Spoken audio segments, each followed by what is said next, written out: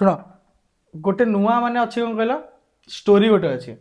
Story ହେଉଛି ମାନେ ଆମ ସାଙ୍ଗମାନଙ୍କର ହେଲା ଗୋଟେ ବଢ଼ିଆ ଷ୍ଟୋରିଟା ଗୋଟେ ମୁଁ ସ୍ୱପ୍ନରେ ଦେଖିଥିଲି। ସ୍ୱପ୍ନରେ କ'ଣ ହେଇଛି ନା ମୁଁ ବିଶ୍ୱାସ କରିବନି ମୁଁ ଧୀରେ ଧୀରେ ଏଇ ମୁମେଣ୍ଟରୁ ଗରିବ ହେଇ ଚାଲିଛି ହେଲା। ଫାଷ୍ଟ ମୁଁ କହିବି ଆମ ସାଙ୍ଗମାନଙ୍କ ଭିତରେ ଆମ ରୁମମେଟ୍ ଯଦି ଆମେ କହିବୁ ଫାଷ୍ଟ ଜୋଜୋ ଭାଇ ହେଲା। ଜୋଜୋ ଭାଇ କ'ଣ କରିଛନ୍ତି ଯେହେତୁ ସେ ବିଟେକ୍ କରିଥିଲେ ସେ ଗୋଟେ ବଡ଼ କମ୍ପାନୀ ପାଇଛନ୍ତି ମାନେ ଗୋଟେ ହାତିକିଆ ବଡ଼ ଏଡ଼େ ଗୋଟେ ଲମ୍ବା କମ୍ପାନୀ ପାଇଛନ୍ତି ହେଲା। ସେ କମ୍ପାନୀଟା ତାଙ୍କର କମ୍ପାନୀରେ ଭାଇ ଜବ୍ କରୁଛନ୍ତି ତାଙ୍କ ଅଣ୍ଡରରେ ସବୁ ଝିଅ ଗୁଡ଼ାକ ସୁନ୍ଦର ସୁନ୍ଦର ରସିଆନ୍ ଗୁଡ଼ାକ ସକାଳେ ଜବ୍ ରାତିରେ ପେଲା ଏଇଟା ଜୋଜୋ ଭାଇଙ୍କର ହେଲା। ତାପରେ ରଶ୍ମି ରଶ୍ମିଙ୍କ କାମ କ'ଣ କହିଲ ମାନେ ଏତେ ବଡ଼ ଲୋକ ସେ ଏତେ ବଡ଼ ଲୋକ ଏତେ ବଡ଼ ଲୋକ ଏତେ ବଡ଼ ଏତେ ଏତେ ମାନେ ଏମିତିରୁ ଏତିକି ବଡ଼ ଲୋକ ହେଲା। ରଶ୍ମି ତମର ତମେ କରୁଛ କ'ଣ ଏକ୍ସିଓ ମୁଁ ତ ଜାଣିନି ମୁଁ ଗରିବ ଲୋକ ମୁଁ ବୁଝିପାରିବିନି କିନ୍ତୁ ତମେ ଯାହା ବି ଅଛ ବହୁତ ଭଲ ଅଛ ମାନେ ତ ଛୋଟରୁ ବହୁତ ବଡ଼ ହେଲା ବଡ଼ ପଦବୀରେ ଅଛ ତମେ ହେଲା। ସେ ଗଲା ତାପରେ ଆମର ଆସିଲେ କିଏ ଗଲ ଆଦି ଭାଇ ହେଲା। ଆଦି ଭାଇଙ୍କର କାମ କ'ଣ ମାଲିକ ମୁଁ ଆଜି ଆସିଯାଇଥିଲି ଏଇ ଜାଗାକୁ ଯୋଉଠି ଆପଣ ହେଇପାରିବେ ଏଇଟା ଥିଲା ଆଦି ଭାଇଙ୍କର ହେଲା। ସେ ବଢ଼ିଆ ମାନେ ଏଇ ଜିନିଷଟା କରି କରି କରି କରି ବହୁତ ଉପରକୁ ଗଲେଣି ଏତେ ଉପରକୁ ଗଲେଣି ଏତେ ଉପରକୁ ଗଲେଣି ମାନେ ପୁରା ଗୋଟେ ଲମ୍ବାଳିଆ ଉପରେ ବସିଛନ୍ତି ହେଲା। ଏଇଟା ତାଙ୍କର ଥିଲା। ସେଇ ଭିତରୁ ଆମ ବନ୍ଦ କରିଦେଇଥିଲ କି ହଉ ସେଇ ଭିତରୁ ଗୋଟେ ମୁମେଣ୍ଟ ଥିଲା ମାନେ ମୁଁ ପୁରା ଗରିବ ହେଇଯାଇଛି ଆମର କିଛି ନାହିଁ। ମୁଁ କିନ୍ତୁ ଆଙ୍କର କାହାର ବିକି ରତାପତା ଆଉ ପାଉନି ବିକି କୁଆଡ଼େ ଗଲେ କ'ଣ ନାହିଁ ମୁଁ କିଛି ଆଉ ପାଉନି। ଦିନେ ମୁଁ ତମେ ସବୁ ଯିଏ ଯାହାର ପୁରା ସେଟେଲ୍ଡ ହେଇକି ଅଛ ତମେ ଆମେରିକା ସିଏ ମାନେ ଫିଲିପିନ୍ସ ସିଏ ଗୋଟେ ଆମର କେଉଁଠି ଗଲ ସିଏ ଆଉ ଆମେରିକା ନୁହଁ ଦୁବାଇ ଦୁବାଇରେ ପୁରା ମାନେ ଅଲଗା ପ୍ରକାର ଜାଗା ସେଠି ଜାଗାରେ ଆଉ କିଛି ନାହିଁ ତମର କିଛି ହାତ ମାରିପାରିବନି ପୁରା ବୁର୍ଜ ଖଲିଫା ହେଲା ତମେ ହାତ ମାରିପାରିବନି। ଆଦି ସେଇଠି ଅଛନ୍ତି ବିକି ଖବର ନାହିଁ ବିକିର ଖବର ନାହିଁ ତାଙ୍କର କିଛି। ମୁଁ ଦିନେ କ'ଣ କରିଛି ନା ମୁଁ କାମ ମୋର ଛୋଟ ଲୋକ ହେଇଗଲି ଏ ଭିଡ଼ିଓ ଉପରେ ଗୋଟେ ରାତି ବସି ଆଜ୍ଞା ଛୋଟ ଲୋକ ପୁରା ଛୋଟ ଲୋକ ମୁଁ ବସିଲି କେଉଁଠି ନା ଆମର ଏଠି ବସିଲି ମୁଁ ରେଲୱେ ଷ୍ଟେସନ ପାଖରେ ମୁଁ ଗୋଟେ ଦେଇ ଜୋତା ଦୋକାନ ମୋ କାମ ଏତିକି କିଛି ନାହିଁ ଜୋତା ଗୁଡ଼ା ଘଷା ଘଷି କରିବି ସବୁ କରିବି ଛୋଟ ଲୋକ ଯେହେତୁ ତମମାନେ ବି ଆସ ବେଳେବେଳେ ଥରେ ଜୋଜୋ ଆସିଥିଲା ଦେଇକି ମୋତେ ଗଲା ହେଲା ଗୋଟେ ରସିଆନ୍ ଫସିଆନ୍ ଦେଇକି ଯାଇଥିଲେ ନାଇଁ ଛୋଟ ଲୋକ ହେଇଛୁ ଗୋଟେ ରସିଆନ୍ଟା ନେଇଥା। ରଶ୍ମି ଦିନେ ଆସିଲେ ମୋ ଦେଇ ପଳେଇଲେ ଖୁବସୁରତ ବିୟୁଟି ସେ ମୋ ଦେଇ ପଳେଇଲେ ମୁଁ ଜାଣିନି। ତାପରେ ଇଏ ଆମର ମାନେ କ'ଣ ଯେହେତୁ ମାନେ ଆଦି ଭାଇ ପୁରା ଖାଇବା ଉପରେ ତାଙ୍କର ଗୋଟେ ବେଶୀ ନଲେଜ ଅଛି ରେଟ୍ରୋସ୍ ଥିଙ୍ଗ ହେଲା ତ ମୋତେ ରେଟ୍ରୋ ଜିନିଷ ଗୁଡ଼ା ମିଳିଲା ମାନେ କଣ୍ଟେଣ୍ଟ ବହୁତ ଭଲ ଥିଲା। ହଁ ନାଇଣ୍ଟିଜ୍ର ଖାଇବା ପଖାଳ ଦହି ମାନେ ସରି ଏମିତି ସବୁ ଥିଲା। ଏମିତି ହଉ ଦିନେ ମୁଁ କ'ଣ କହିଲ କାମ କରୁଛି ମୁଁ ବସିଛି ହେଲା ମୁଁ ଏମିତି ଘଷୁଛି ବସିକି ଚପଲ ଘଷୁଛି ଗୋଟେ ଲମ୍ବାଳିଆ ଗାଡ଼ି ମୁଁ ଏତିକି ଲମ୍ବା ଗାଡ଼ି ଗୋଟେ ଆଇଛି ମାଇକି ଗୋଟେ ହାତ ଭଳିଆ ଗାଡ଼ି ବସିଲା ମୋ ଅନଉନ ଦେବ ବଡ଼ ଲୋକ ତାକୁ ଅନେକ କ'ଣଟା ମିଳିବ କାହିଁକି ଯେହେତୁ ଲୋକ ଚିହ୍ନିଛନ୍ତି ମୋତେ ଗୋଟେ ରାତି ବସି ଲେଖୁଥିବା ମଣିଷ ମୁଁ କିଛି କରୁନି ମୁଁ ବସିଛି ଚପଲଟା ଘଷୁଛି ଗୋଟେ ଗାଡ଼ି ଆଇଲା ଆଜ୍ଞା ହେଲା କିଛି ନାହିଁ ଗାଡ଼ିଟା ଏମିତି ଲମ୍ବା ଗାଡ଼ି ମୁଁ ଗୋଟେ ସରୁନି ଆଜ୍ଞା ଟ୍ରେନଟା ବୋଧେ ଗାଡ଼ି ନୁହଁ ଟ୍ରେନଟା ଗାଡ଼ି ସରୁନି ଆଇଲା ଏମିତି ଗୋଇଠା ମାରିକି ଖୋଲିଦେଲା। ମୁଁ କ'ଣ ଦେଖୁଛି ମାର୍କ କରୁଛି ଜୋତା ଦେହରେ ସୁନା ଲାଗିଛି ଜୋତା ନୁହଁ ସୁନାଟା ଏଇଟା ଖୋଲିଲା ପୁରା ଏମିତି ଗୋଡ଼ ଏମିତି ପଡ଼ିଲା ଏମିତି ମୋର ଯେଉଁ ଇଏ ନଥିଲା ଗୋଟେ ଛୋଟ ଟେବଲ୍ ଏମିତି ଗୋଟା ଥୋଇଲା ପରେ ମୁଁ ଦେଖିଲି ମୁଁ ବଡ଼ ଲୋକ ଆମେ କାହିଁ ତଳକୁ ଅନ୍ୟା କାହିଁ ତାକୁ ଅନ୍ୟା କି କ'ଣ ହେଇଥିବ ମୁଁ ଏମିତି ଜୋତା ଘଷୁଛି ଭଲସେ ସୁନା ମା ଆଜ୍ଞା ମୁଁ କ'ଣ ଜାଣିଛି ମା ଆଜ୍ଞା ଦେଖିଛି ସୁନା କେବେ ଜୀବନ ଦେଖିନି ଛୋଟ ଲୋକ ଏମିତି ଘଷୁଛି ଏତିକି ଘଷିଲା ଭିତରେ ମୁଁ ପଇସାଟା ମାଗିବି ନା ତ ପଇସା ପାଇ ଆଟଲିଷ୍ଟ ମୁଁ ତ ଉପରୁ ଟେକିବି ନା ଆଜ୍ଞା ପଇସାଟା ଟିକେ ଦିଅନ୍ତୁ। ପଇସାଟା ଦେଖିଲା ବେଳକୁ ପଇସାଟା ଦେଲା ମୁଁ କ'ଣ ମୁଁ ଜୋତା ଘଷିଲି 40 ଟଙ୍କା ମା ଆଜ୍ଞା ଗୋଟେ 1,00,000 ଟଙ୍କା ଭଳିଆ ବଣ୍ଡଲ ବଡ଼ ଫୋପାଡ଼ି ଦେଲା ଆଉ କିଏ ଦେଖିଲା ବେଳକୁ ବିକି।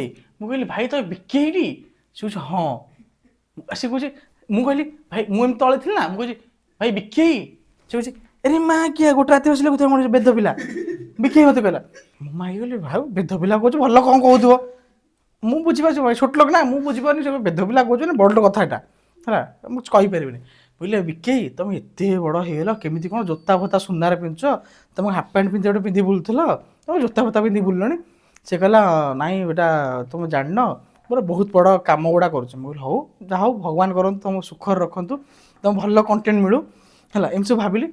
ଥରେ ସେ କହିଲେ ତମେ କ'ଣ ଏମିତି କାମ କରୁଛ ରାହୁଲ ତମେ ଆସ ତମେ ମୋ ଆପାର୍ଟମେଣ୍ଟକୁ ଆସ ମୁଁ କହିଲି ଯିବା ଯାହା ହେଲେ ଯିବା।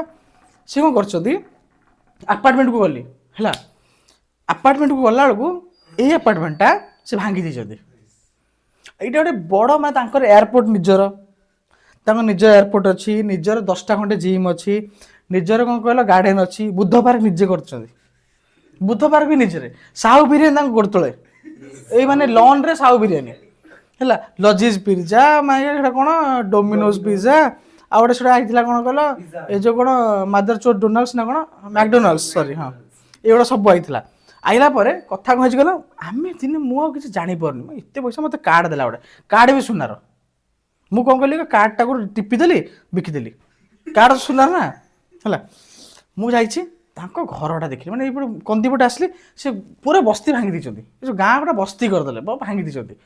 ପଶିଲା ଗୋଟେ ବଡ଼ ଗେଟ୍, ମାନେ ଗୋଟେ ହାତିକିଆ ଗେଟ୍, ଗେଟ୍ ନୁହଁ ଏଇଟା, ଗେଟ୍ ନୁହଁ ଏଇଟା, ଗେଟ୍ଟା ବହୁତ ବଡ଼ ଗେଟ୍, ମାନେ ଗୋଟେ ନଙ୍ଗା ଗେଟ୍ ହେଲା। ପଢ଼ିଲା ବେଳକୁ ଲେଖା ହେଇଛି କ'ଣ କହିଲ, ଇଂଲିଶ ତ ପଢ଼ି ଜାଣିନି, ମୁଁ ତ ନୁହଁ ହେଲା, ଲେଖା ହେଇଛି BIKIPETHUA,